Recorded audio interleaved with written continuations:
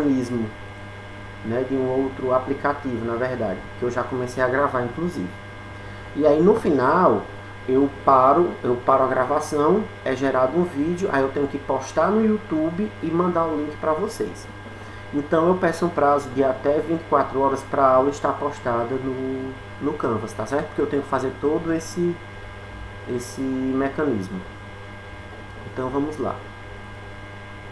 Deixa eu ver aqui.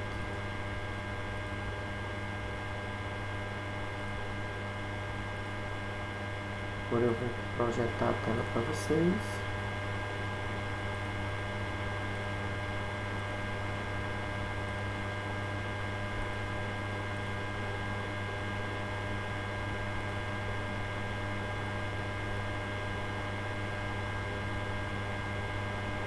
Conseguem visualizar? Sim. Pronto. O interessante desse slide foi o que eu usei para passar na seleção, para ser professor de vocês. Então, o conteúdo era bioquímica nos ruminantes, aí eu já aproveitei para usar o mesmo slide para dar essa aula para vocês hoje. Então, para a gente começar a nossa aula, nós vamos fazer um resgate rápido, né? O exemplo que eu coloquei aqui na aula seria como é que os carboidratos passam por essa digestão, por essa quebra bioquímica nos ruminantes, certo? Então, o que a gente precisa primeiro fazer esse resgate é lembrar, né, lembrar o que são os carboidratos, que a gente já falou há um tempo, né, há um tempo atrás, lá no início da nossa disciplina, mas eles são compostos orgânicos, são também chamados de glicídios ou hidratos de carbono, são a nossa fonte primária de energia, são uma macromolécula. Quem ainda lembra o nome da micromolécula dos carboidratos?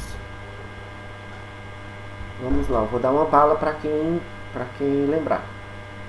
O nome das micromoléculas. Vamos lá. Vou dar uma dica. Começa com Sa. Sacarídeos. Sacarídeos. Isso, muito bem.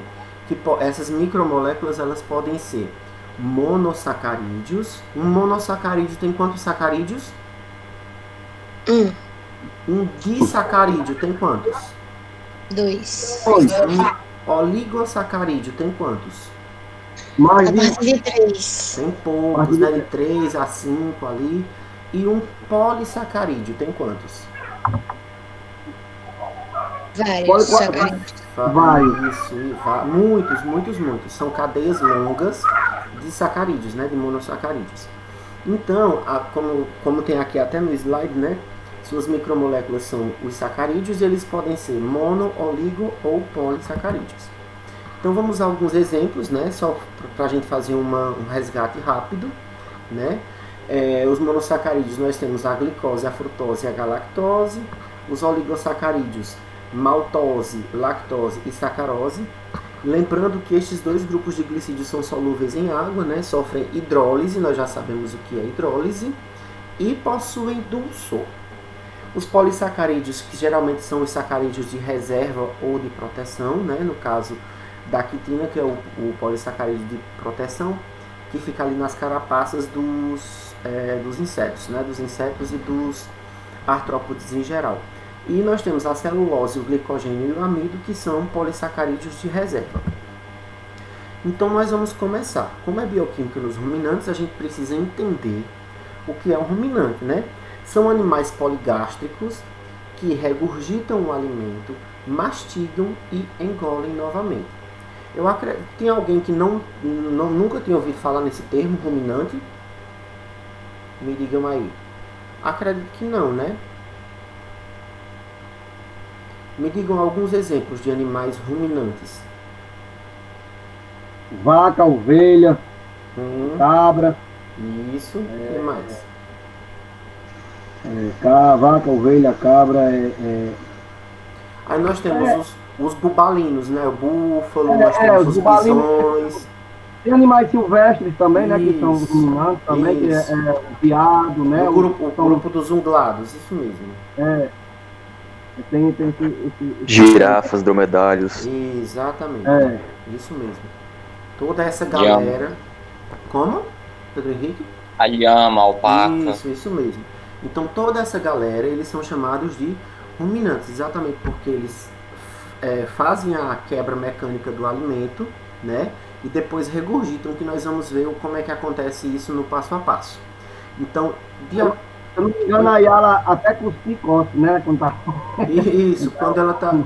Eu quase levei uma cusparada de uma lhama quando eu estava no Peru, mas enfim, ele cuspiu a pessoa que estava atrás de mim, eu consegui passar rápido, mas enfim. Então, genericamente, de acordo com o sistema digestório dos animais, eles podem ser classificados em dois grandes grupos. Os poligástricos, que é o caso dos ruminantes, e os monogástricos, que é o caso dos outros animais. Então, os animais poligástricos, como a gente vai ver daqui a pouco, tem o seu estômago, vamos dizer assim, compartimentado. Os monogástricos não possuem compartimentação no estômago, ok? Mas a gente vai ver isso agora. Eles praticam herbivoria, ou seja, se alimentam de plantas, não é? E tem a celulose como carboidrato de fonte primária de alimento. Peraí, mas o que são animais poligástricos? São animais que possuem o estômago segmentado. No caso da espécie humana, né, humano, porco, rato e tantos outros animais, nós somos monogástricos, certo? Por quê? Porque o nosso estômago não é segmentado. Então, as partes que constituem o estômago dos ruminantes são 4. Rumen, retículo, omaso e abomaso. Certo? Rumen, retículo, omaso e abomaso. Prestem atenção a essas 4 partes, porque são elas que nós vamos estudar. Apesar do exemplo que eu coloquei aqui nos slides ser dos carboidratos, toda a alimentação dos ruminantes, consequentemente poligástricos, acontece da mesma forma. Ok? Entendido até aqui, pessoal? Tudo certo até aqui? Tudo certo. Ok. Vamos lá.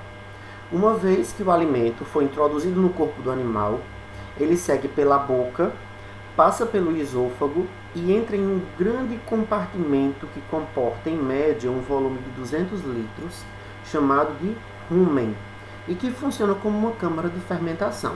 Aí nós vamos revisar um outro conteúdo. Nós vamos revisar o que é fermentação.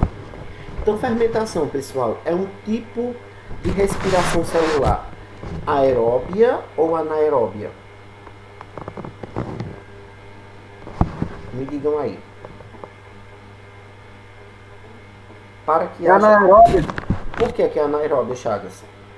Porque não precisa de oxigênio.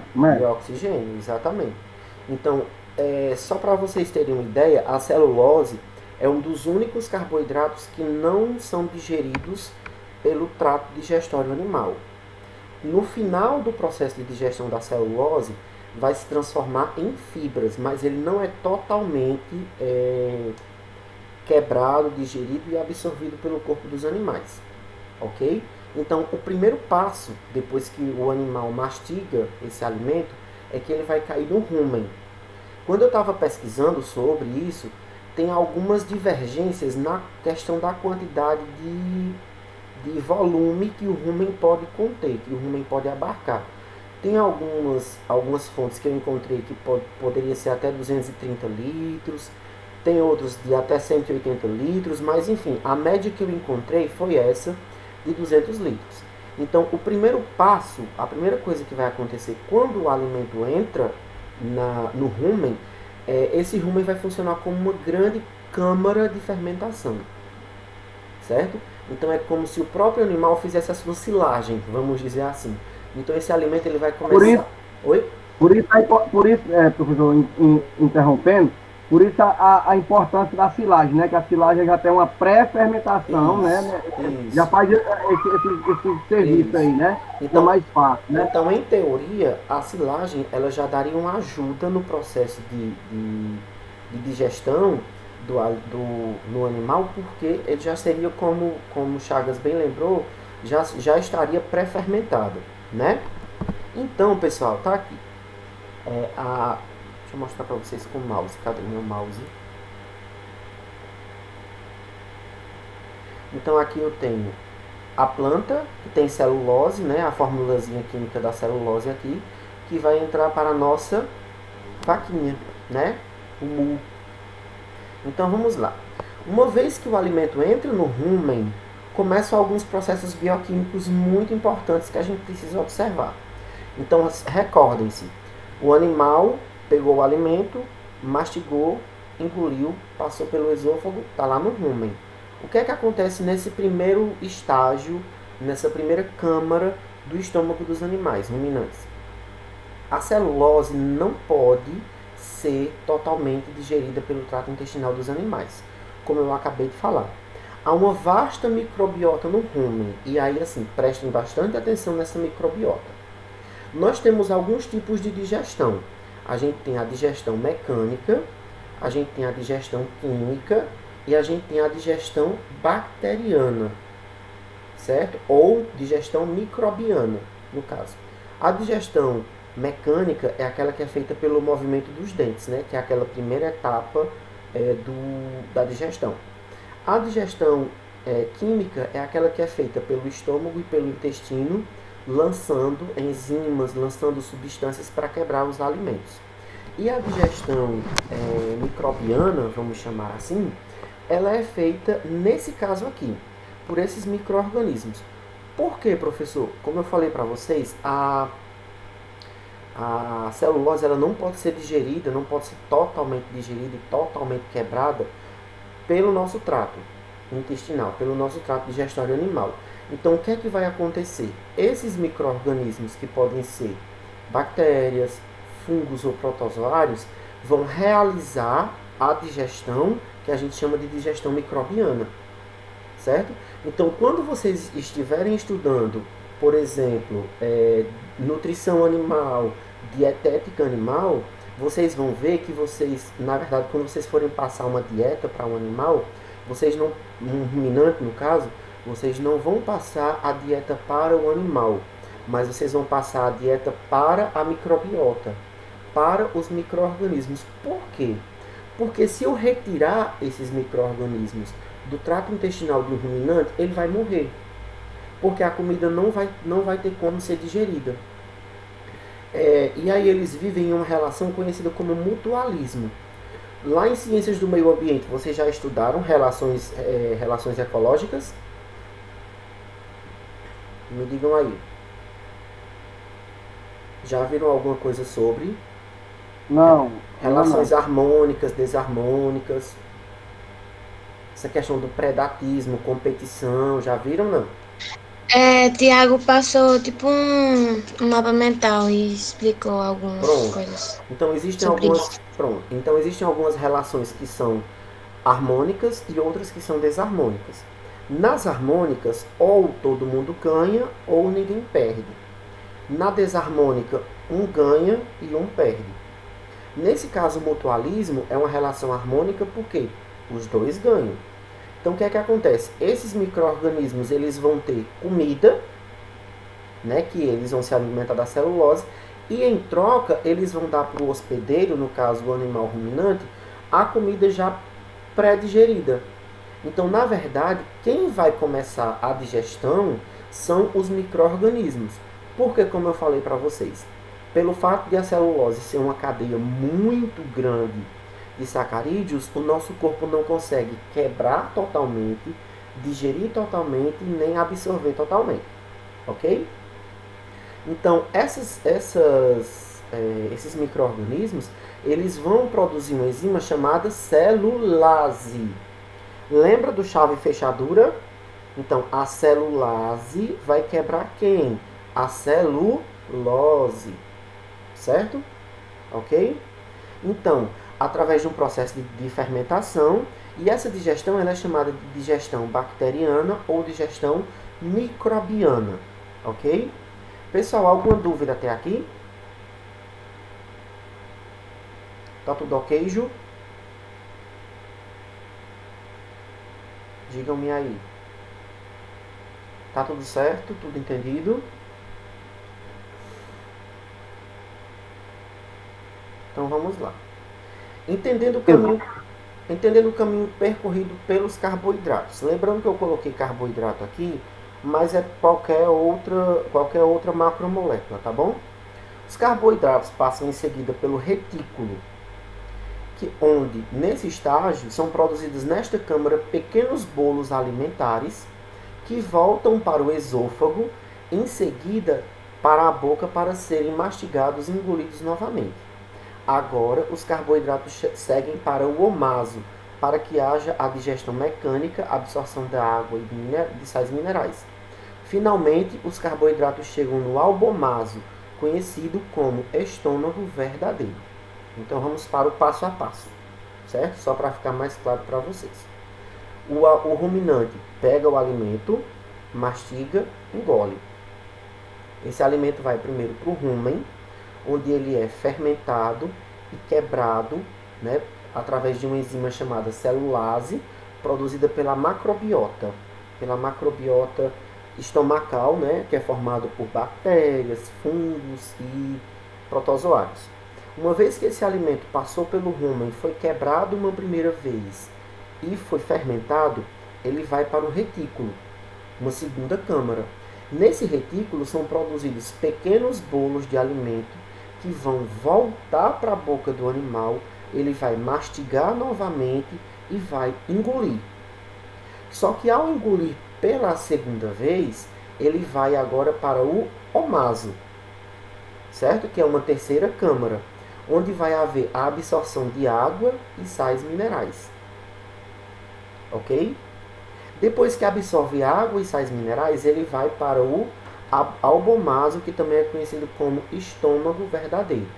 Aí sim vão acontecer as reações estomacais. As reações que são típicas... Oi? Tem um nomezinho popular, né? Assim, tem. Até tem uma parte lá do ruminante que a gente chama o livro, né? Isso, exatamente. E o que, professor, o livro? Como? No caso, o livro seria o quê? É o que o livro? Qual é o nome que se dá? Liso.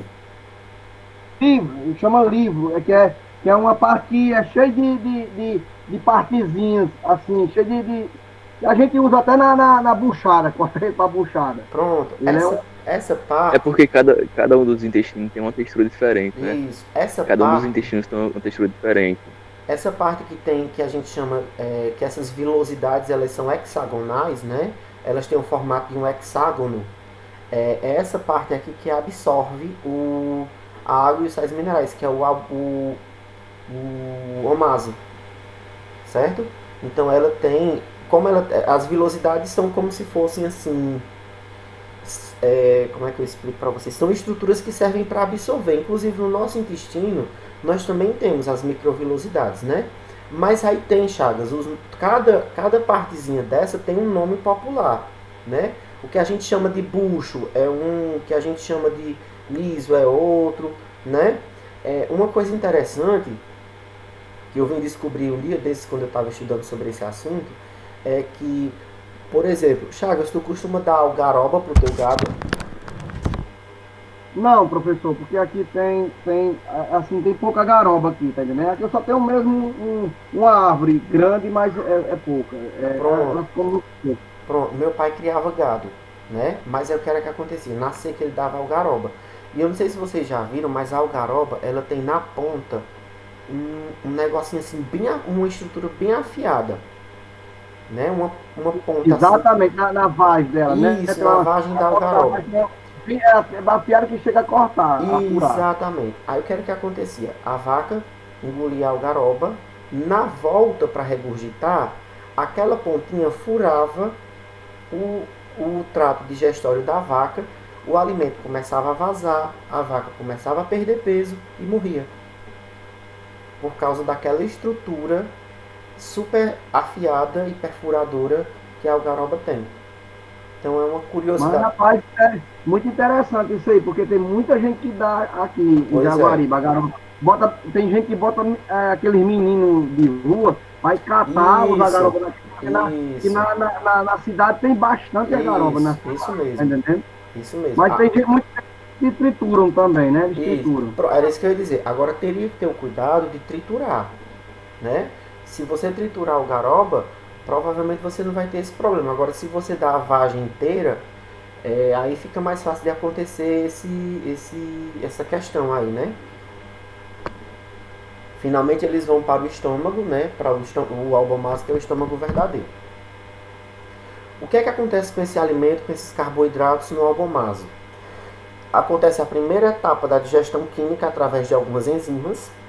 Acontece a liberação do suco gástrico. Aí o processo de digestão, quando ele chega no estômago verdadeiro, ele vai continuar sendo igual ao dos outros animais, certo? Vai ter a liberação do suco gástrico, que vai limpar esse alimento e também vai ajudar na digestão, né? Vai ter a liberação do pepsinogênio, do ácido clorídrico, que também é liberado no estômago dos outros animais.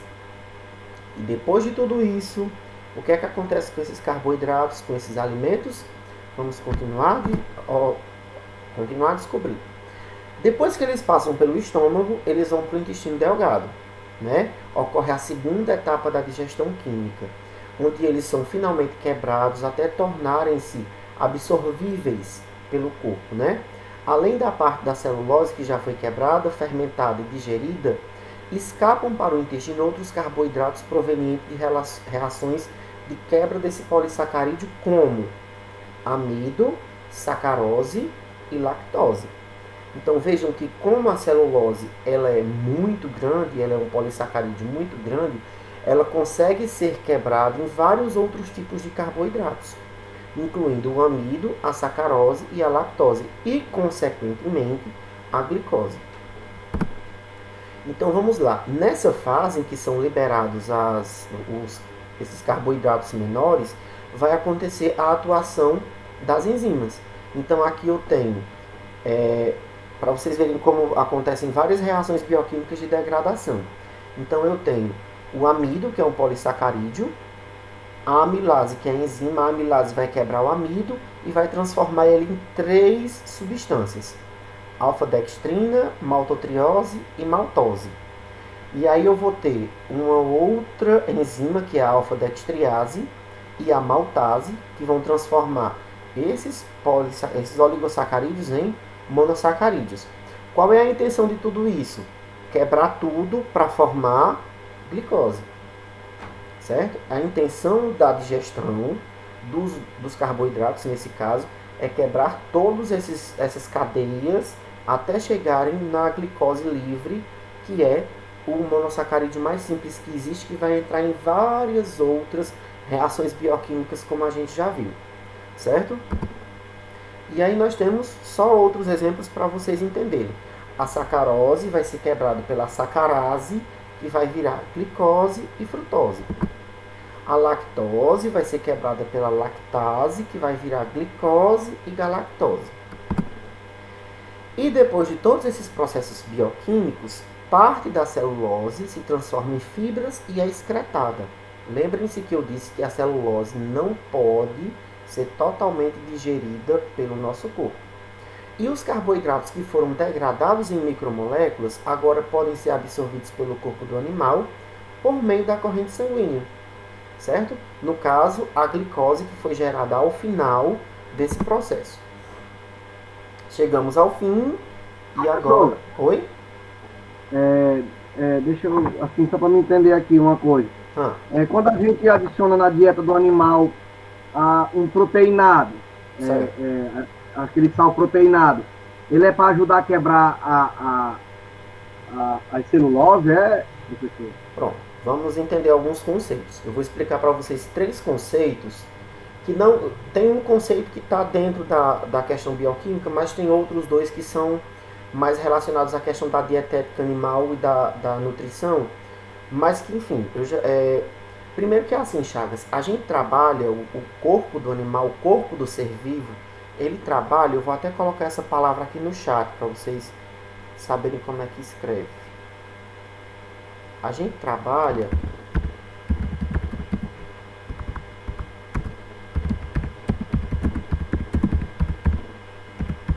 O microfone saiu, professor. Nós trabalhamos para que o nosso corpo, os seres vivos, eles trabalham para que haja sempre um estado de homeostase ou homeostasia. Já ouviram falar nessas palavras? Eu não. Pronto. Então o que é homeostase ou homeostasia? Estado de equilíbrio das funções vitais. Então o nosso corpo ele vai sempre trabalhar para que haja o equilíbrio das funções vitais. Por exemplo, a temperatura corporal sobe, desequilibrou, né? O que é que o nosso corpo vai fazer? Produzir suor para a temperatura voltar ao normal. Nós comemos, daqui a pouco a gente sente fome, desequilibrou. O que é que o nosso corpo vai fazer? Mandar um recado para dizer que a gente se alimente. Certo? Então, daqui a pouco eu vou retomar com esse conceito de homeostasia, de equilíbrio das funções vitais. Onde é que eu quero chegar? Respondendo a sua pergunta, Chagas, existem dois conceitos que a gente chama de complementação e suplementação. Certo? A complementação, quando eu falo em complementar, eu estou falando de oferecer uma coisa que está faltando. Certo? Que muitas vezes na alimentação dos animais e até nossa, por exemplo, você vai fazer uma complementação com ferro. Por que é que eu vou fazer uma complementação com ferro? Porque o animal, porque o ser vivo está precisando de ferro. Certo? Por exemplo, o proteinato, ele é um complemento ou ele é um suplemento alimentar? Me diga aí. Ele é um suplemento? Ele é um complemento ou um suplemento? Ele é um suplemento, é isso? Pronto. Então, o suplemento é quando eu já tenho, mas eu quero ter mais. Entendeu? Então, geralmente o proteinato, ele é usado para suplementar a alimentação. Aquela alimentação, ela está sendo o suficiente para o animal, mas eu quero dar um bônus a ele.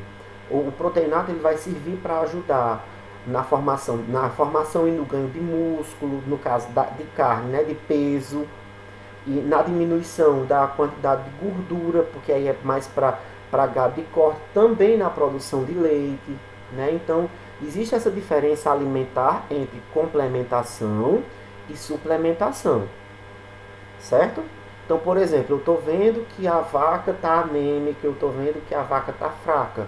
Eu vou fazer com esse animal complementação ou suplementação alimentar?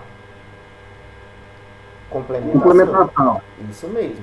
E aí vamos voltar para a questão da dieta, para a gente entender onde é que funciona, onde é que entra a bioquímica, para que a gente raciocine em cima dessas questões. Vocês sabem que os ruminantes são animais herbívoros, né?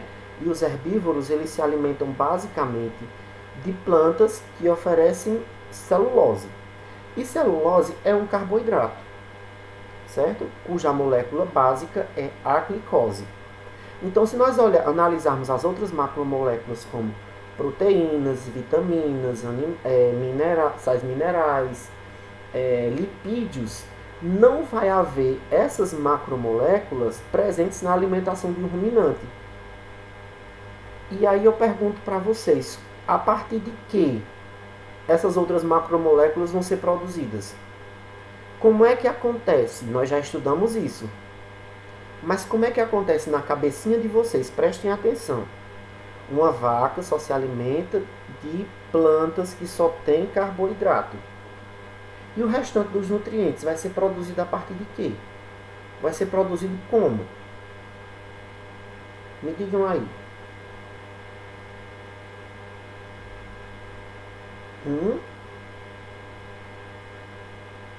Como é que uma vaca pode ter gordura se ela não come gordura?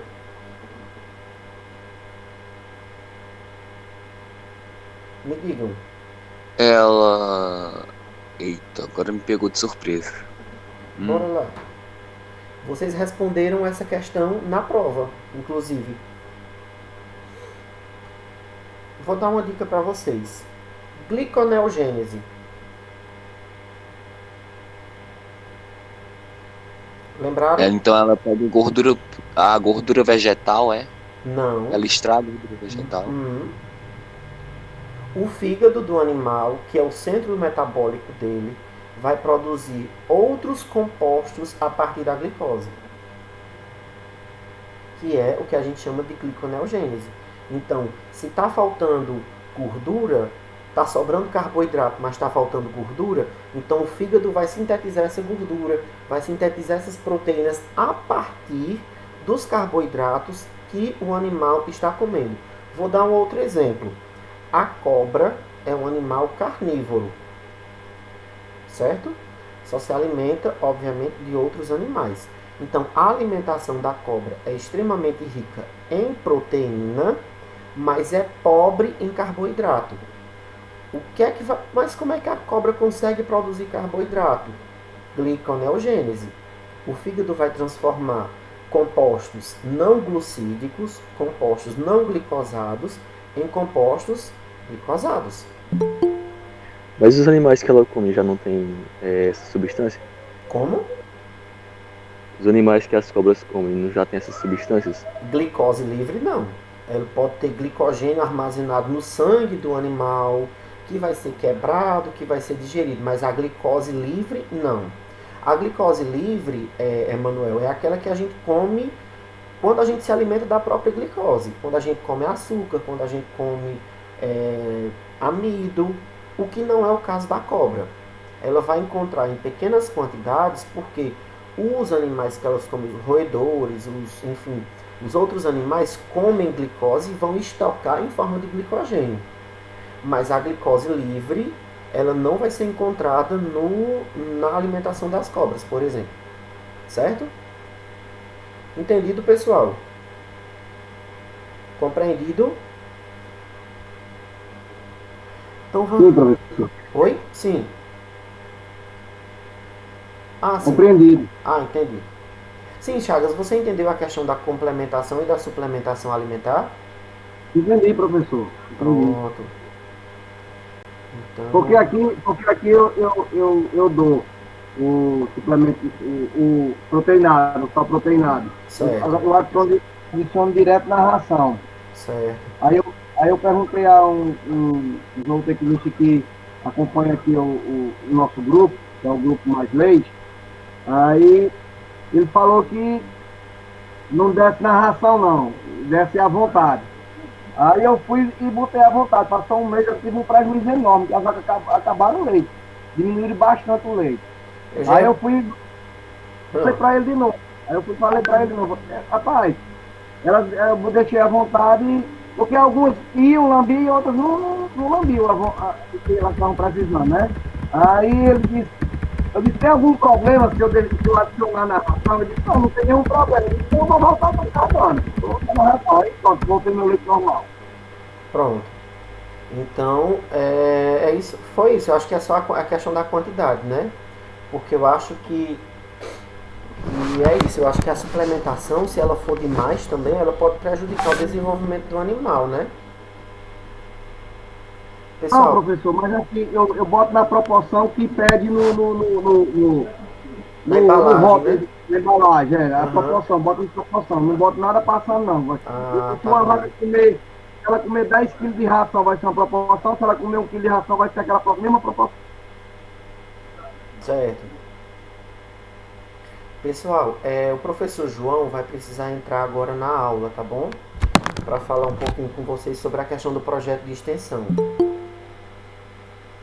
Inclusive, ele acabou de entrar. Então, nós vamos esperar que seja bem-vindo, professor João.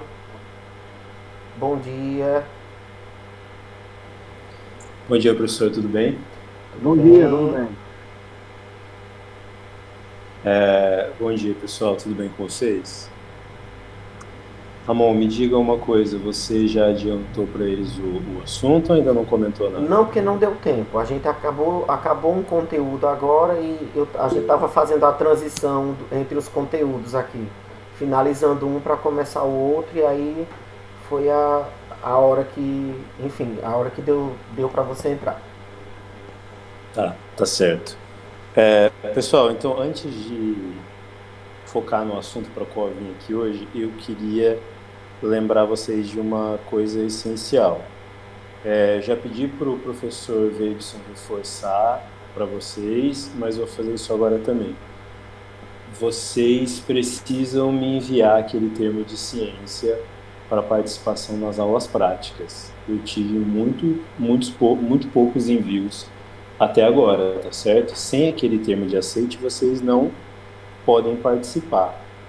Sem participar das aulas práticas, não tem como fechar o semestre. A não ser, obviamente, que vocês tenham uma boa justificativa, que nem eu disse no e-mail. Do contrário, me enviem e enviem logo, tá certo? Eu acredito que a Eulália já tenha comentado com vocês também da importância de trazer o jaleco para utilizar nas aulas práticas. Ela me perguntou esses dias se tinha alguma especificação do jaleco a seguir, eu disse que sim, né?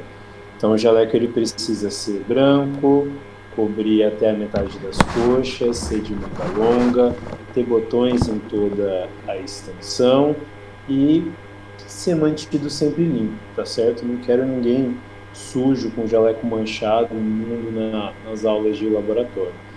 Esse jaleco que vocês vão comprar agora, vocês vão usar até o final da faculdade, com certeza, em todas as aulas práticas, lá na clínica, no hospital, todas as aulas que exijam laboratório e assim por diante, tá bem? Então, providenciem esse jaleco e o termo de ciência. Outra coisa, naquele manual de normas que devem ser seguidas para as aulas práticas, vocês devem ter lido sobre vestimenta.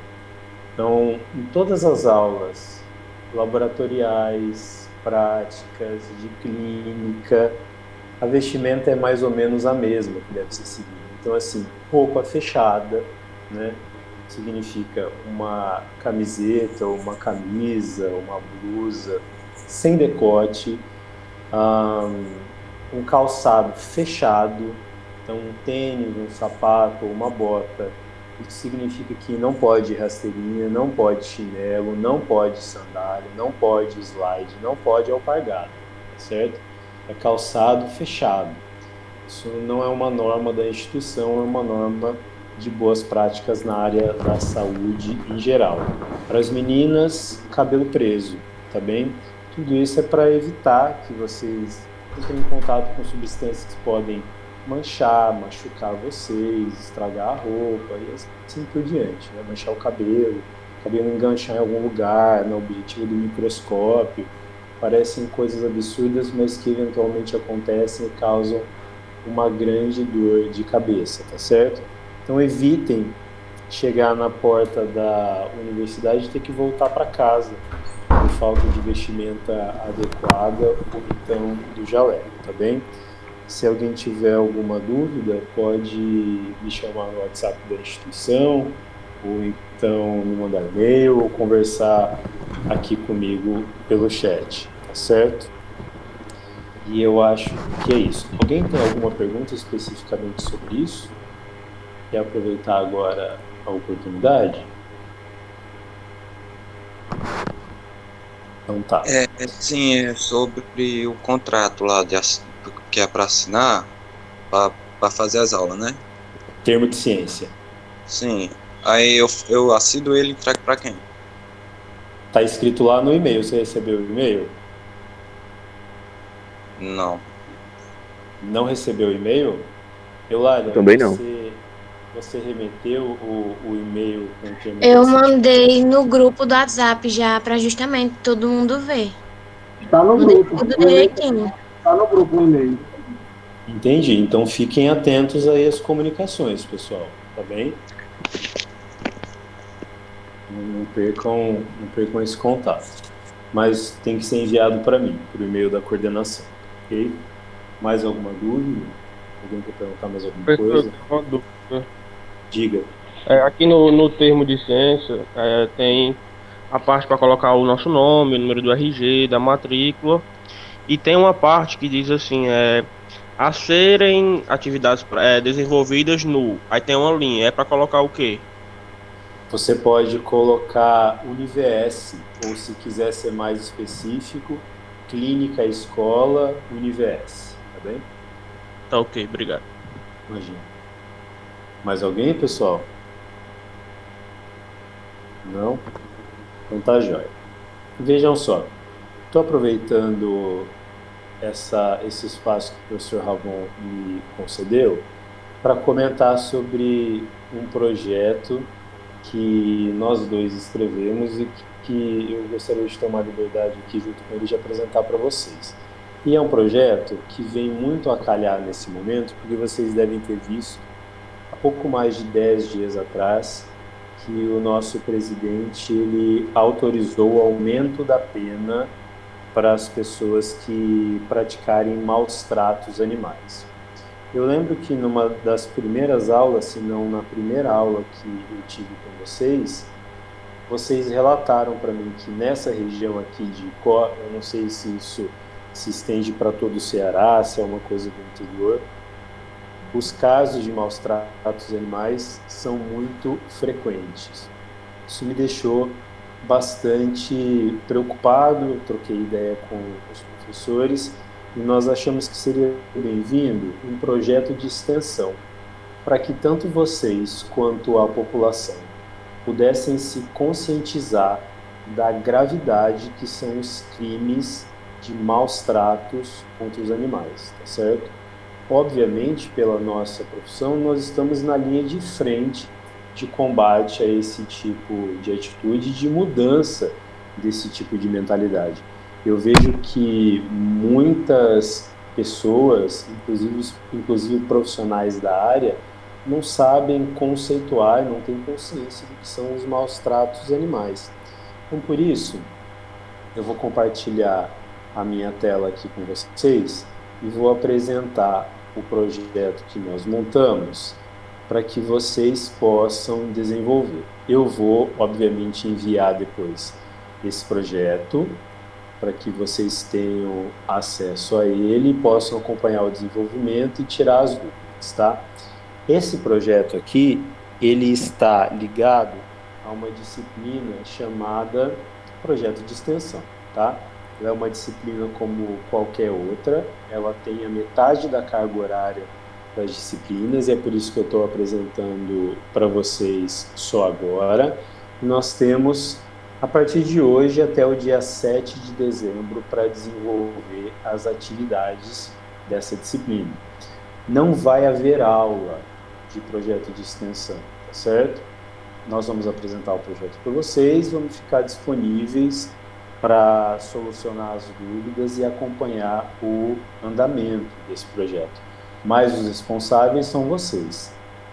Vai ser fornecido uma nota, como é fornecido para qualquer outra disciplina, de 0 a 10, e vocês vão ser aprovados ou reprovados, tá certo? Então, nós colocamos aqui o título do projeto, que é Conscientização e Combate aos Maus Tratos Animais. Aqui tem uma pequena exposição da problemática, tá certo? Fala do que nós consideramos maus tratos, quais são as leis gerais que dispõem sobre isso, o que são maus tratos, e eu quero chamar a atenção especial para vocês aqui, para uma parte que nos cabe, eu vou até aumentar. Veja só. O Conselho Regional de Medicina Veterinária diz que estão vedadas intervenções cirúrgicas que sejam desnecessárias aos animais. Aqui está falando de corte de unhas em gatos, corte de orelha e caudas em cães e assim por diante. Então, todos esses tipos de cirurgias desnecessárias para o bem-estar animal, caudectomia, corte de dente, debicagem, corte de cauda, são considerados maus tratos animais. Não tem justificativa, tá? Hoje em dia não existe uma justificativa dentro da medicina veterinária para que você decida cortar a orelha do seu cachorro.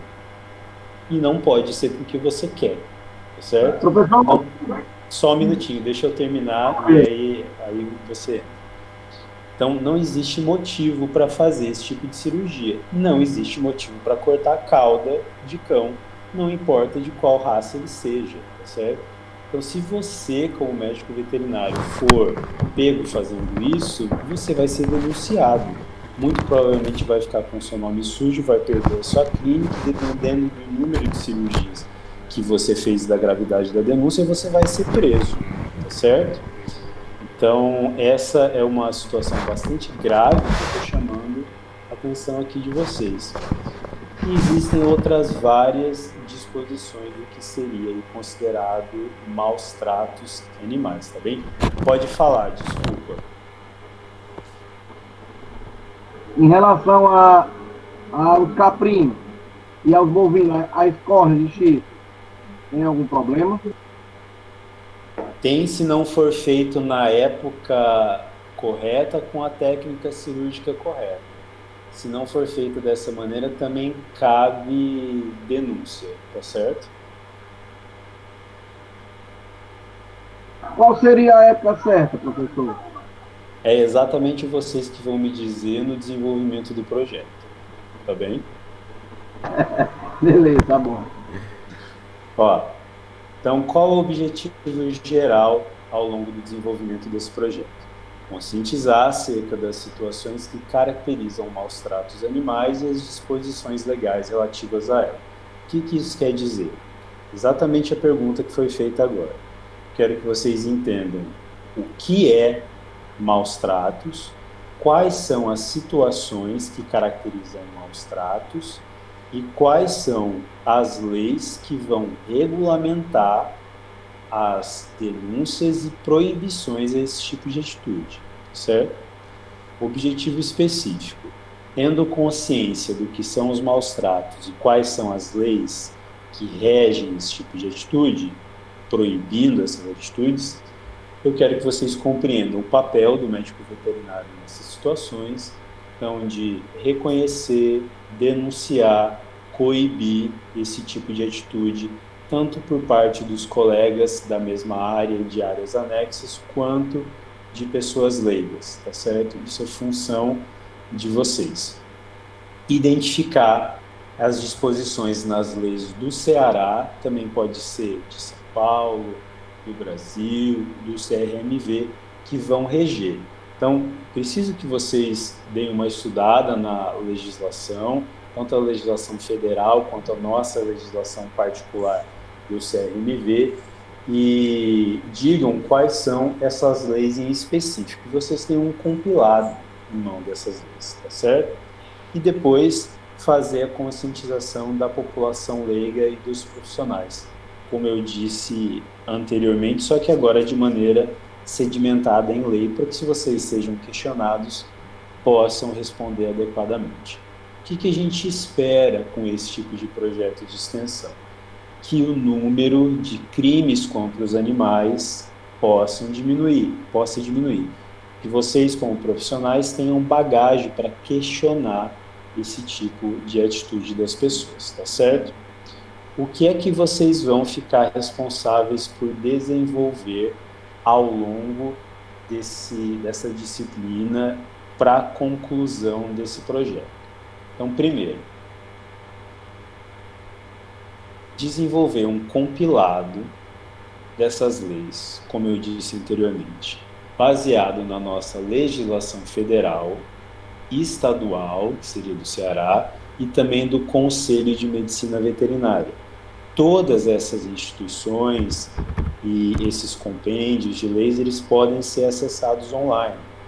Eventualmente, quem tiver contato com algum advogado na família, tiver alguma noção de advocacia, pode ajudar os demais alunos, porque isso vai ser um projeto desenvolvido em grupo e eu já comento sobre o desenvolvimento, tá certo? Em segundo lugar, vamos criar um material impresso e um material digital que deve conscientizar as pessoas e os profissionais sobre a problemática dos maus tratos animais. Então, é basicamente criar posts que a gente possa colocar no Instagram, videozinhos de curta duração, anúncios que a gente possa deixar no Facebook e assim por diante, algo bastante visual e muito claro. Qual é a minha única ressalva aqui nesse ponto, quando vocês forem produzir esse material impresso e digital? Eu não quero nenhum tipo de imagem explícita de maus tratos, tá certo?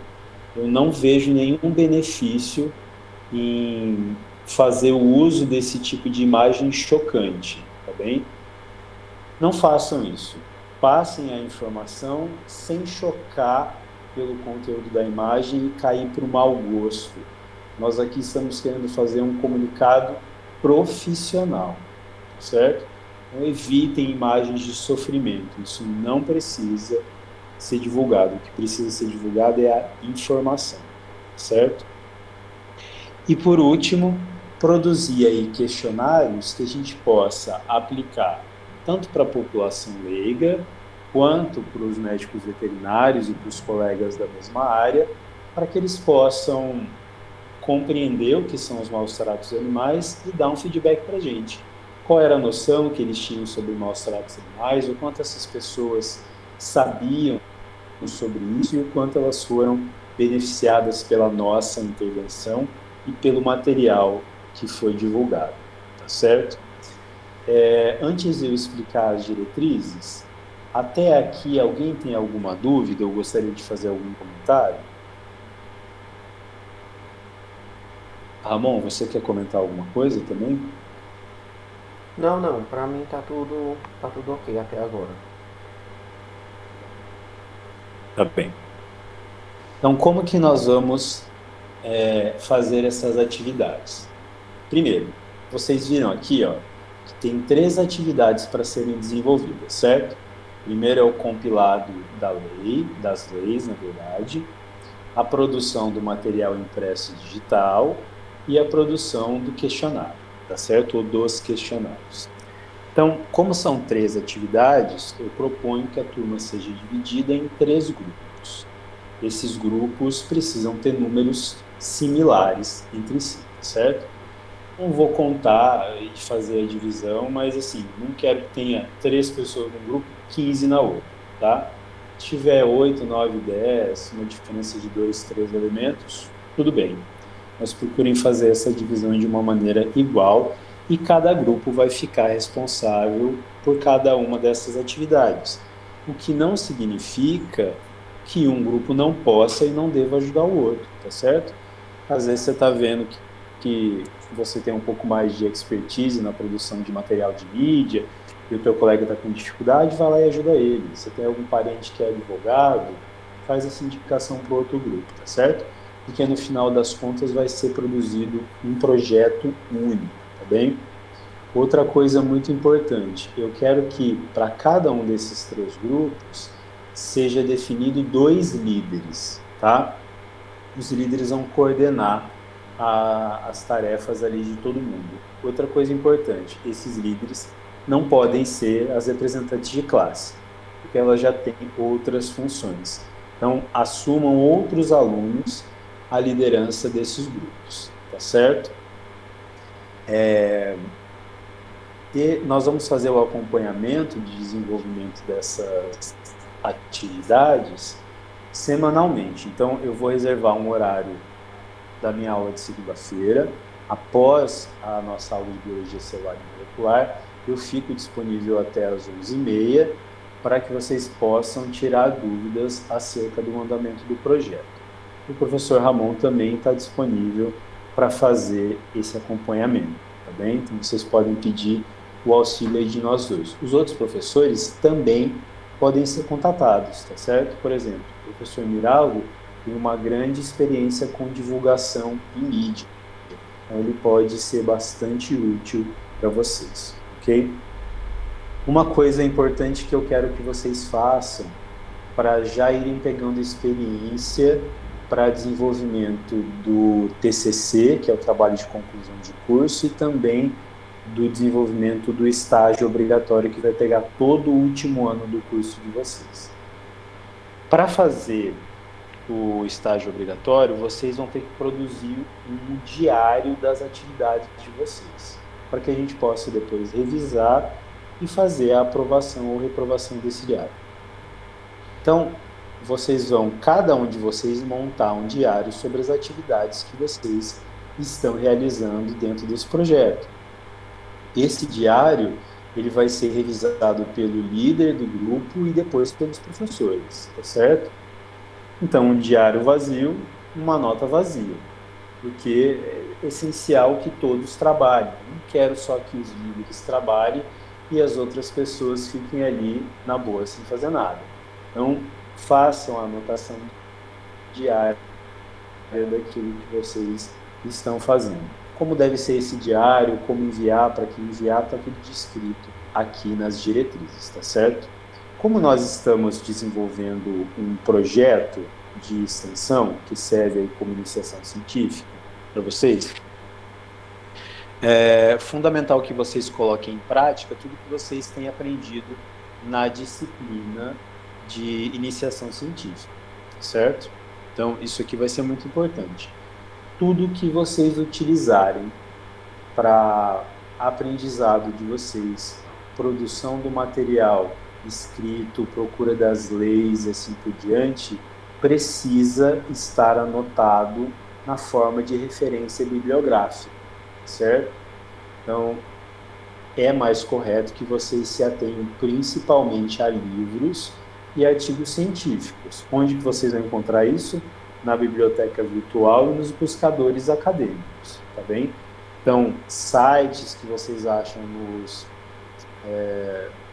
nos mecanismos de pesquisa usuais, como o Google, não devem ser utilizados, a não ser que seja o Google Scholar, certo? Então, utilizar os buscadores acadêmicos, anotar cada uma dessas referências na forma padrão para referências bibliográficas, seguindo as normas da ABNT. Tudo isso o professor está passando para vocês na disciplina de metodologia do trabalho científico, tá certo? E nós queremos ver aplicado aqui no desenvolvimento desse projeto. Como eu disse para vocês no começo, ao final vocês vão ser avaliados em grupo e individualmente e vai ser atribuída uma nota individual para cada aluno, tá certo? Então essa é uma disciplina como qualquer outra, ela só está sendo conduzida e desenvolvida de uma maneira diferente. Outra coisa que eu quero chamar a atenção de vocês. Eu não sei se todos vocês acompanham o Instagram da universidade, mas quem acompanha tem visto que nós temos feito uma ampla divulgação do curso de medicina veterinária na região. Assim, eu tenho dado várias entrevistas em rádios, nos jornais, para as revistas. Tenho um encontro com o editor de uma revista estadual agora, ainda de manhã, para falar sobre o curso. E esse meu contato com a mídia faz com que a divulgação desse projeto possa ser muito ampla. Então, o que começa agora como uma intenção pequena pode se tornar um projeto de grande abrangência. Nós podemos conseguir que o projeto e, consequentemente, o nome de vocês, da universidade e do curso, sejam divulgados em todos esses meios de comunicação. Isso é muito importante para vocês como profissionais e também para a progressão de carreira, certo? Então, façam um bom trabalho para que a gente possa depois divulgar isso amplamente e para que essa nossa intenção de conscientização saia de dentro da universidade e possa atingir a população de maneira geral, quem sabe até por outros anos. Então esse é um projeto que a gente pode dar continuidade, ele não precisa terminar em dezembro. Em dezembro vocês vão finalizar, mas os outros alunos podem dar continuidade, inclusive tendo como vocês os colaboradores e eventualmente orientadores do projeto, certo? Professor Ramon, quer falar alguma coisa?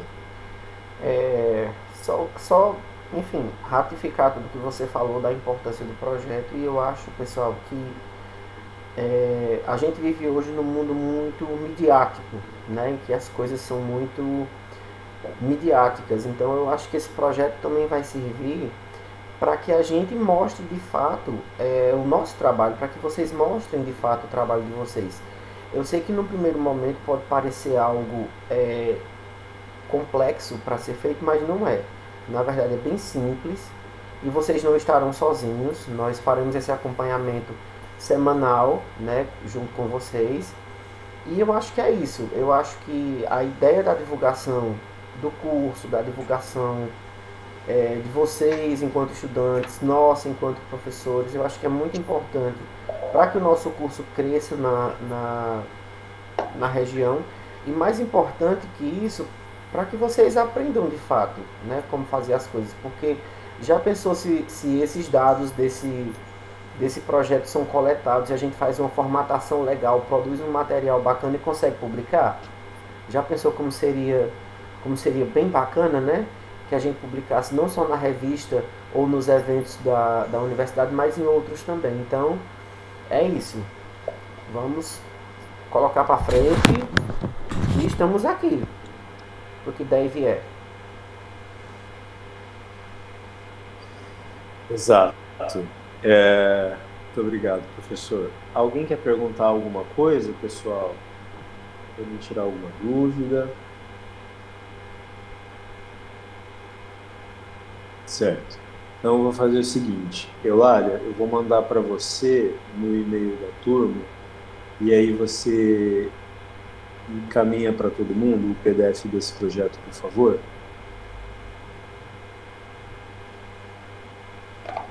Acho que a Eulália não está ouvindo agora, mas enfim, vou fazer isso, vou encaminhar no e-mail da turma. Então tá. Encaminhar no e-mail da turma, e aí todos vocês vão ter acesso ao projeto, leiam direitinho, formem os grupos, discutam entre si e vão conversando com a gente. Eu só vou reforçar mais uma coisa. Isso é uma matéria, tá certo? Reprova como qualquer outra. Precisa ser atingido o objetivo e a nota como qualquer outra matéria, tá bem? Então, levem a sério. Professor, acho que é isso, então. Muito obrigado pelo espaço aí. A gente vai se falando ao longo da semana, certo? Joia, professor. Até mais, pessoal. A gente se vê na próxima dia. segunda-feira. Pessoal, vamos lá. Eu acho que eu já vou deixar um tempinho no final da minha aula, já para vocês se dividirem. O que é que vocês acham? Para depois não ter esse quebra-cabeça de vocês estarem se dividindo fora. E não sei o que, eu acho que a gente já deveria pegar as 3 atividades, colocar as 3 equipes, e eu já passaria as primeiras instruções para vocês de como vocês fazerem. E aí vocês já começariam a se resolver essa semana, porque aí toda semana a gente vai se encontrando e vai desenvolvendo, e a burra vai rinchando e nós vamos para frente. O que é que vocês acham? É verdade, porque tipo, até para dividir as equipes é uma complicação. Pronto. E aí assim, mesmo os alunos e alunas faltosos, a gente vai dividir quem está aqui, certo? E aí assim, a gente vai dividir quem está aqui, vai escolher as lideranças, certo? Dessas equipes, e essas lideranças vão ser responsáveis por incluir nessas equipes os alunos que não estão na aula hoje, certo? Combinado? Pode ser assim, né? Sim, pode. Pronto. Ok, Jolália? Muito bem. Pois vamos embora aqui, tacar o pau, que nós ainda temos outro conteúdo para ver.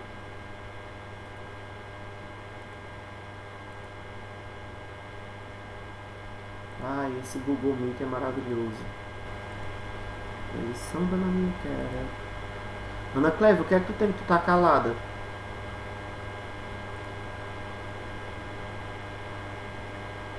Ana Clévia. Sumiu. Vamos lá, pessoal. Nós agora vamos falar de cetogênese, cetose e regulação dos estados alimentares. No primeiro momento esse conteúdo parece um pouco complexo, mas ele é bem fácil, certo? Vamos falar primeiro do que seria a cetogênese. Então é o processo de produção de corpos cetônicos pelo fígado. São 3 os corpos cetônicos, eu não preciso que vocês decorem quais são. Acetoacetato, beta-hidroxibutirato e acetona durante longos períodos de jejum ou diabetes. A gente já falou anteriormente que a nossa fonte primária de energia é o carboidrato, é a glicose, né? Então ela no primeiro momento vai ser consumida. Em longos períodos de jejum ou em situações de diabetes, o corpo do animal vertebrado vai começar a entrar num estado chamado de cetose, né? O que é cetose? Né? Primeiro vem a cetogênese, que são a produção de corpos cetônicos. O que são esses corpos cetônicos? São corpos que são produzidos a partir da degradação da gordura. Então, cetose nada mais é do que quando eu termino de usar a glicose, eu vou começar a usar o ácido graxo. Quando eu termino de usar o carboidrato como fonte de energia, eu vou começar a usar a gordura. E essa gordura ela vai ser utilizada em forma de corpos cetônicos, que são esses 3 tipos de substância que vocês estão vendo aqui. Então, durante o processo de oxidação dos ácidos graxos que nós já estudamos lá atrás, né, que a gente chama de beta-oxidação, o fígado dos seres humanos e da maioria dos mamíferos, a acetilcoenzima A, que nós já estudamos, né, é formado, pode entrar no ciclo do ácido cítrico e pode ser convertido nos corpos cetônicos que são transportados pela corrente sanguínea para o corpo. Então, volto a dizer, pessoal, a cetose é o processo pelo qual o corpo produz corpos cetônicos, né? Produz esses corpos que têm o radical cetona, que a gente chama, né, na bioquímica. Vocês lembram que a acetona de tirar esmalte de unha e o álcool tem um cheiro bem parecido? Então, porque a acetona e o álcool são substâncias muito parecidas, né? Tanto a acetona quanto o álcool são constituintes também da gordura, certo? Só para vocês terem uma ideia. Então, o acetil, né, a acetilcoenzima A, é também um corpo cetônico. Quando ele não está incluso, quando ele não entra na formação do ciclo de Krebs, do ciclo do ácido cítrico, ele vai para a corrente sanguínea para ajudar no estado de cetose. Ok? Pessoal, alguma dúvida sobre a cetogênese? Cetogênese é a criação, é a elaboração pelo fígado desses corpos cetônicos, desses elementos que são produzidos a partir da gordura para fornecer energia. Quando é que esses corpos cetônicos são produzidos? Em estados de longo jejum e ou de diabetes. Ok? Alguma dúvida? Bora, pessoal. Alguma dúvida ou pergunta? Não? Ok. Então, quando há diminuição de carboidratos e de oxaloacetato, o nosso corpo retira a energia da gordura, podendo haver um quadro de hipoglicemia, pois as moléculas de acetil precisam ser eliminadas. Havendo a lipólise, há a liberação de corpos cetônicos ou acetona.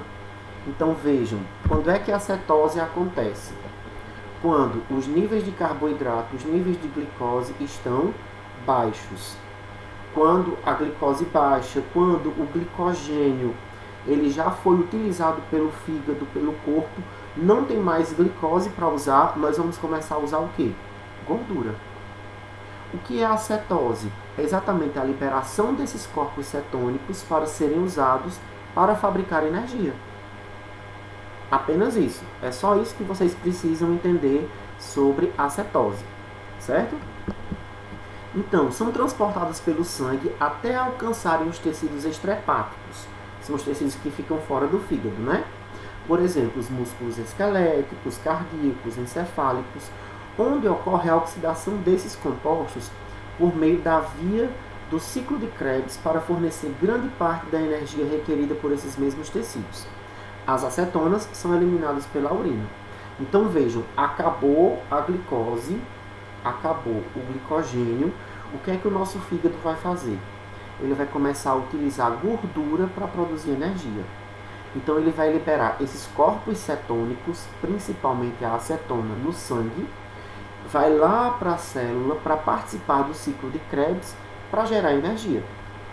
Então vejam, nós vamos ver isso daqui a pouco, e nós já até falamos sobre isso também, que o fígado ele é o regulador de todo o metabolismo do corpo, certo? Então, é ele que é o responsável por essa interligação. entre essas partes do metabolismo. Nos exercícios, né, que é um dos conteúdos que a gente vê, cetose no exercício. Quando é que acontece esse estado de cetose no exercício? Deixa eu ver se eu coloquei informação aqui. Não. Vocês já ouviram falar num negócio chamado dieta cetogênica? Alguém aqui já ouviu falar? Eu não. Que é super moda de passar, dieta cetogênica, né? Que é aquela dieta em que o nutricionista, o profissional de saúde, passa apenas 5 gramas de carboidrato por dia e nada mais de carboidrato, porque, segundo eles, isso vai obrigar o corpo a consumir gordura, levando uma consequente perda de peso. Só que o metabolismo não funciona dessa forma, né? Mas enfim, vamos lá. Na cetose no exercício, né? Quando esse exercício ele é aeróbico, né? Ele é aeróbio, ele exige a presença do oxigênio. Em uma atividade física longa, os estoques das principais fontes de energia são limitadas. Então, as fontes ilimitadas demoram muito para ser liberadas. Como exemplo, eu poderia dar para vocês uma pessoa que corre uma maratona, 42 quilômetros. Vocês acham que essa pessoa que corre 42 quilômetros, ela vai conseguir manter o mesmo pico de energia ao longo de toda a corrida? Não. Então, o que é que acontece? Num primeiro momento, essas fontes limitadas de energia, elas estão, os estoques estão limitados. E essas fontes ilimitadas, elas demoram muito a chegar. Então, há uma dosagem de combustíveis pelo corpo e a velocidade está relacionada com o consumo de energia.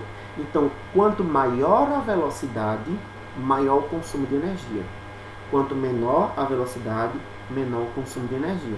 Então, onde é que vocês acham que se consome energia mais rápido? Numa corrida de 100 metros ou numa maratona de 42 quilômetros?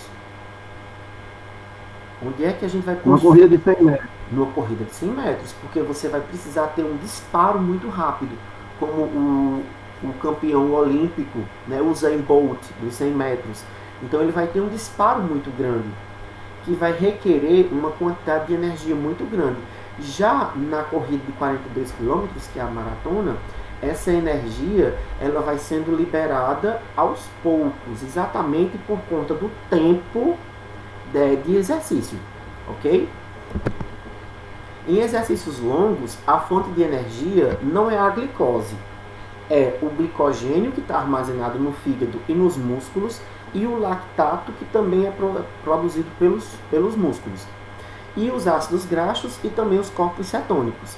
Só que até que o corpo chegue, o corpo acabe com a glicose e vá buscar glicogênio, lactato, ácidos graxos, corpos cetônicos, isso demora um tempo, certo?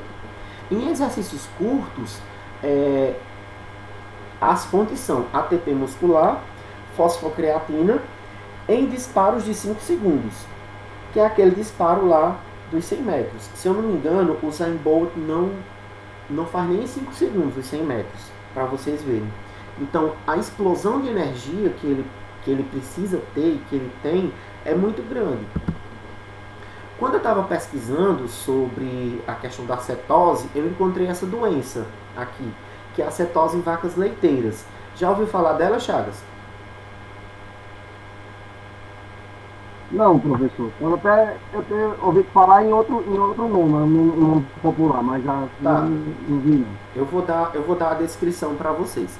Como eu já expliquei para vocês, a cetose é quando eu não tenho mais glicose e eu passo a utilizar gordura, certo?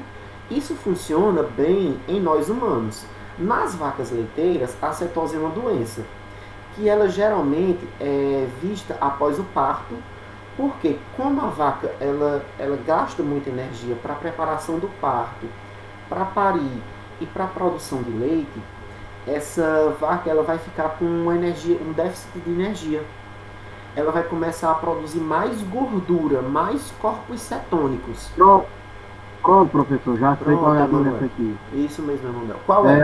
A febre do leite. Como?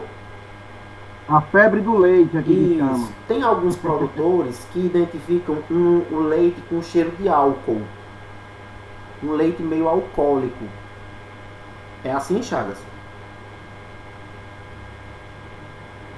Assim, aqui é o seguinte, não sei se eu estou falando a mesma coisa, elas ficam se tremendo e elas perdem a coordenação motora. Isso. Ela perde a coordenação do motor e fica toda se tremendo. Isso. Perde Aí peso. tem que entrar com... Tem muita gente que chama de descalcemia também, né? Isso. Muita gente chama disso aí também. Então, isso é visto logo depois do parto, né? E quando ela começa a amamentar o bezerro. Porque ela fica com uma energia, uma baixa produção de energia, o fígado fica produzindo muita gordura, muitos corpos cetônicos, e aí você precisa fazer uma complementação e às vezes até uma suplementação alimentar para que essa vaca volte a ter a sua energia reposta. Tanto que você já deve ter notado. Oi. Geralmente é como o senhor mesmo falou, pós a primeira amamentação do bezerro, ela cai nessa popularmente dizendo, descalcemia. Aí a gente entra com uma suplementação de cálcio e soro, né, para hidratar. Exatamente. Então, o que você conhece como febre do leite é conhecida cientificamente como cetose. Então você já ganhou aí um conceito. Agora, há 15 dias atrás eu perdi uma vaca com esse que não é um problema assim, não é uma coisa grave, que você vendo de imediato, né? Isso. Só que ela deu, eu acho que tem delas que dá antes de parir também. Já teve uns 2 casos aqui. Aí inclusive eu perdi uma vaca de alta lactação, mais de 30 litros de leite no dia. Ela estava da terceira cria. Ela estava perto de parir.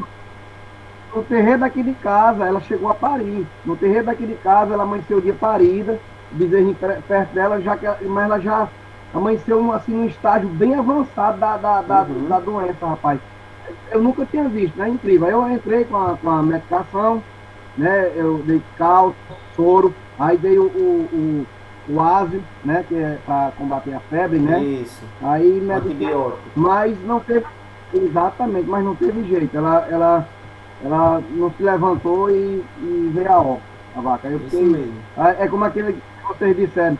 A gente tem que se acostumar, assim. Não é para se acostumar, não, perder paciente, não, mas a gente fica assim meio, né, com uma guerra perdida, né? Isso mesmo.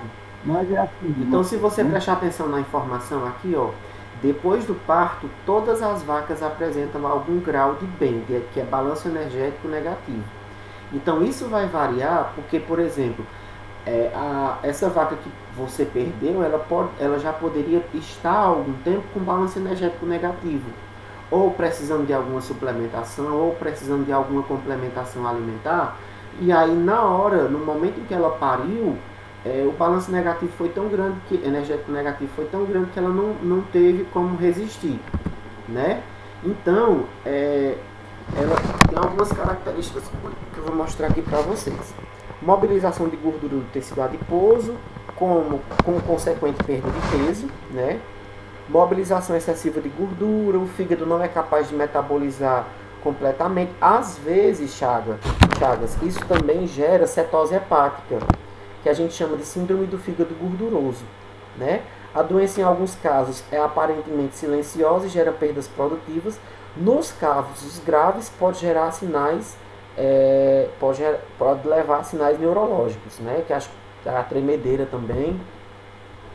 E aqui a gente tem alguns sinais. Exatamente. Essa segunda fase aí, essa segunda parte aí que você falou, que o fígado estava produzindo excessivamente gordura, eu acredito que ela vai ser isso aí, porque ela estava gorda encebada, gorda pedindo couro emprestado. Acredito no negócio desse. E geralmente dá em vacas magras, fracas, né? Assim, isso. Elas dão um alto nível de lactação aí, e só dá em vaca boa. Em vaca ruim não dá certo do leite. Exatamente. E aí aqui eu trouxe alguns sinais clínicos para vocês verem, né? Até para você, enquanto produtor, também passar a ter esse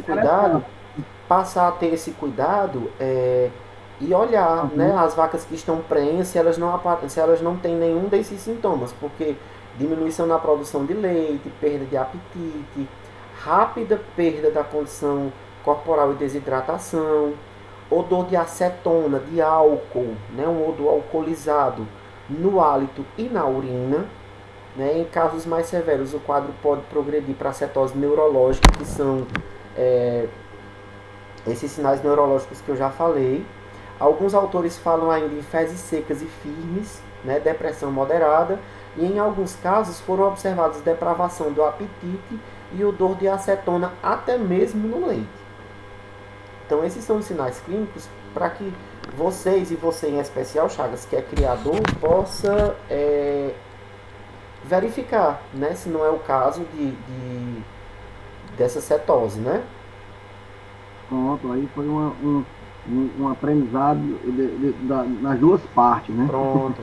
Aí depois você olha novamente os slides e confere tudo direitinho, porque eu só dei uma passada nessa questão da cetose em vacas leiteiras, porque eu achei interessante, eu ter encontrado e trazido essas informações para vocês, até para vocês verem que existe uma conexão real entre a bioquímica e a medicina veterinária. Né? O mesmo princípio que é usado na cetose ou numa dieta cetogênica para humanos é usado também para outros animais. Tá certo? Exatamente, beleza. Então nós agora vamos entrar nas etapas, né, dos estados, da regulação dos estados alimentares. São 5 etapas, né, dessa regulação. A ingestão da glicose, a produção do glicogênio, a gliconeogênese hepática, gliconeogênese hepática e renal, produção de corpos cetônicos. Pessoal, então, primeiro, para que haja essa regulação, é preciso que a gente ingira glicose, certo? Quando a gente ingere glicose, existe a produção do glicogênio no fígado. Quando acaba o glicogênio no fígado, existe a gliconeogênese hepática, que a gente já estudou, né? A produção de glicose a partir de outros compostos. Quando está perto de acabar a gliconeogênese hepática, existe também a gliconeogênese hepática e renal. E, por fim, a produção de corpos cetônicos. Por fim, quando acaba os carboidratos, o corpo vai utilizar as gorduras. O que é que eu quero que vocês prestem atenção e que vocês aprendam de fato? Para que haja regulação dos níveis alimentares em qualquer animal, eu vou precisar observar 2 estágios. O estágio absortivo e o estágio de jejum. O estágio absortivo é aquele em que nós estamos comendo, absorvendo o alimento. O estágio de jejum é o contrário. É o estágio em que nós não estamos absorvendo nada, nós não estamos comendo nada. Quem é que regula esses níveis de alimento no nosso corpo? 2 hormônios, insulina e glucagon. Que nós já vimos em aulas passadas que a insulina pega o excesso de glicose e leva para a célula. O glucagon, isso em um estágio absortivo. O glucagon faz o contrário.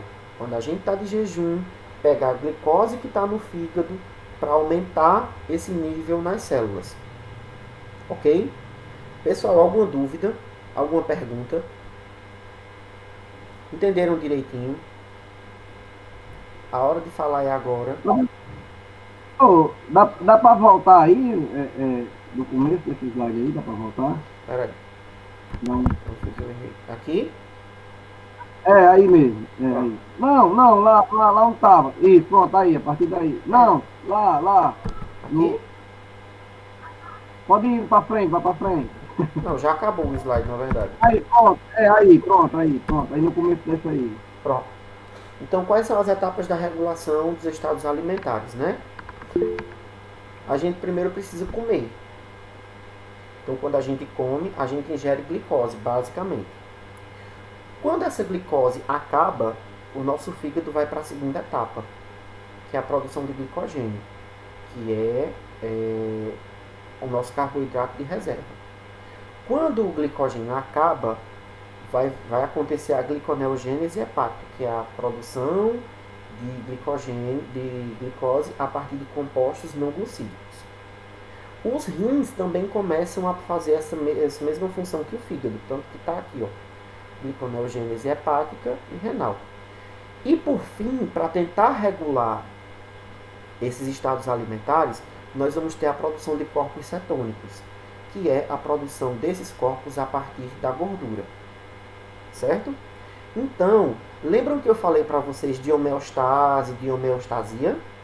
O nosso corpo e o corpo de todos os outros animais, todos os outros seres vivos, vai lutar sempre para equilibrar esses níveis de energia, certo? Então, essa regulação desses estados alimentares vai depender basicamente de 2 tempos e de 2 hormônios, certo? Então, nós temos o tempo, o estado absortivo, que é quando nós estamos comendo, digerindo e absorvendo o alimento, e o estado de jejum, que é quando nós passamos um longo período sem comer e, consequentemente, sem absorver alimentos, certo? E quem vai regular esses estados de absorção e de jejum são dois hormônios, um produzido pelo pâncreas e outro produzido pelo fígado. A insulina é produzida pelo pâncreas e o glucagon é produzido pelo fígado. Então, a insulina, quando o nosso nível de glicose está alto no sangue, a insulina pega essa glicose e leva para as células, certo? Quando o nosso nível de glicose está baixo, o glucagon pega a glicose do fígado e leva para as células para aumentar esse nível. Então, esses estados e esses níveis de absorção e de alimentos, eles são mediados, eles são favorecidos, eles são feitos através desses 2 hormônios, a insulina e o glucagon. Ok? Alguma pergunta ou alguma dúvida, pessoal? Sim. Me digam aí.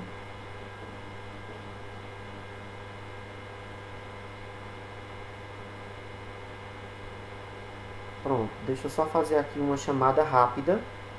Eu peço que vocês vão respondendo presente, tá bom? Porque eu não estou vendo a tela. Aline? Presente. Peraí.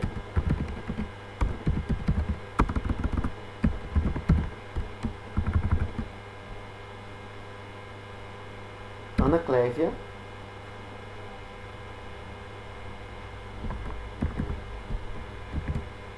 Ana Lívia?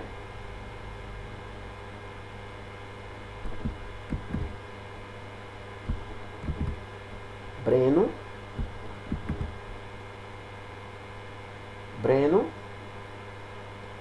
Camila? Camila foi para uma audiência. É verdade. Professor, o senhor falou comigo? É porque tem um rapaz aqui que tá montando aqui as coisas aqui em casa. Quem é que tá falando? É Ana Clévia. Ah, tá. Breno não tá. Carla? Não tá. Célio? David? Presente. Crisele? Presente, professor. Célio não está presente, né?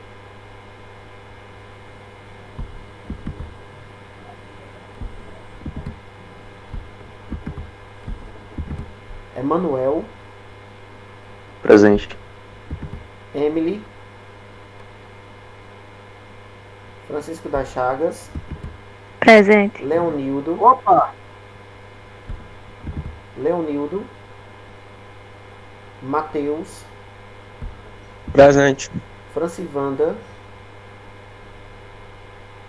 Lucivan? Presente. Gabriela? Gabriele justificou, né? Presente. Gabriele ou Gabriela? Deu presente. Gabriele. Gabriela também, né? Não. Não? Gabriela. Gabriele. Não, é. Iranson. Virnes. Messias. Kilvia Raquel. Lucas Vinícius. Quem foi que falou? Messias. Lucas Vinícius.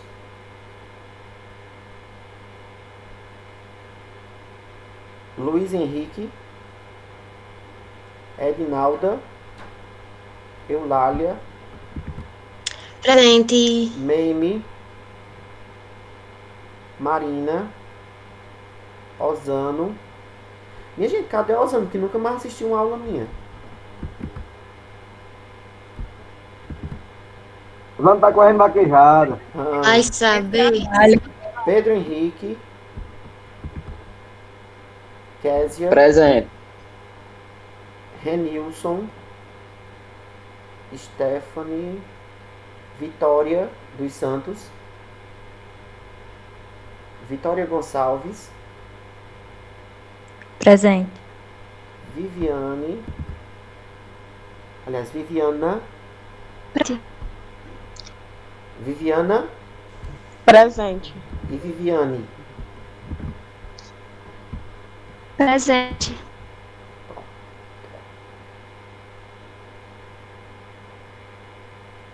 Agora, nós vamos para a divisão das 3 equipes. Vamos lá. Professor, licença, o senhor já me chamou? Vitória Lucas. Chamou não, professor. Vitória dos Santos Lucas. Chamei. Isso, presente. Chamei. Só que eu chamei Vitória dos Santos. Pronto, já está aqui. Bom, acho que tem 17 pessoas aqui, 18 comigo, né? Então formem 3 equipes de 6.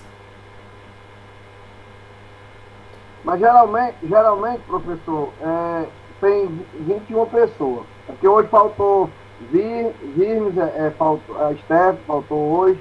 Mas geralmente são 21 pessoas. Certo, então vamos fazer... Mas são 30 e poucas pessoas, então acho que o certo seria uns 3 grupos de 10, por aí. Pronto, mas lembra do que eu disse, Eulália? A gente vai fazer... Deixa eu parar aqui a gravação, viu? Ramon, tenta formar esses